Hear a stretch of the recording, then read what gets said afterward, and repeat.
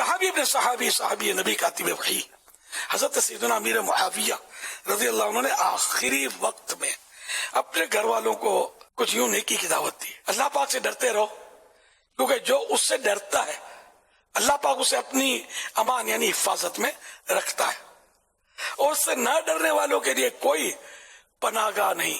جو اللہ سے نہیں ڈرتا اس کی حفاظت کے لیے کوئی صورت نہیں ہے، برباد ہے وہ. بس یہ جملہ آپ نے فرمایا کہ اور اس سے نہ ڈرنے والوں کے لیے کوئی پناہ گاہ نہیں، یہ فرماتے ہی آپ کا انتقال ہو گیا.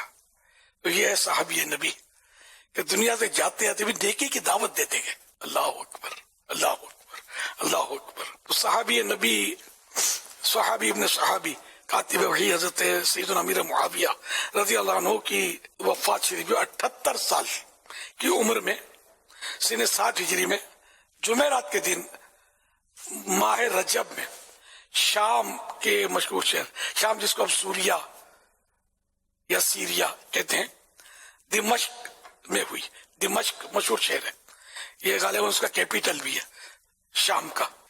صحابہ کا گدا ہوں اور اہل بیت کا خادم، یہ سب ہے آپ ہی کی تو عنایت یا رسول اللہ، یہ سب ہے آپ ہی کی تو عنایت یا رسول اللہ.